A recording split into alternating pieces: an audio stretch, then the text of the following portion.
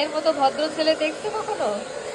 দেখো, ড্রায়ার দেখলে এত ভয় পায়, কিন্তু এই যে বাধা আছে বলে ও ড্রায়ার দিয়ে শুকাতে দিচ্ছে না। তো ওকে শুকানো যায় না ড্রায়ার দিয়ে, ড্রায়ার দেখলে আগে ভাগ। প্রথমে কাউ কাউ করলো, একটু চিল্লাচিল্লি করলো, এখন দেখো আরাম পাচ্ছে না, স্নান করলো, স্নান করার পর আরাম পাচ্ছে, গরম গরম হাওয়া দিয়ে শুকাচ্ছে। কি বা আরাম পাচ্ছ? আরাম পাচ্ছ? আরাম পাচ্ছ?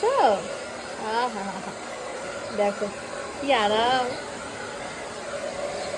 সুন্দর করে শুকাতে দিচ্ছে।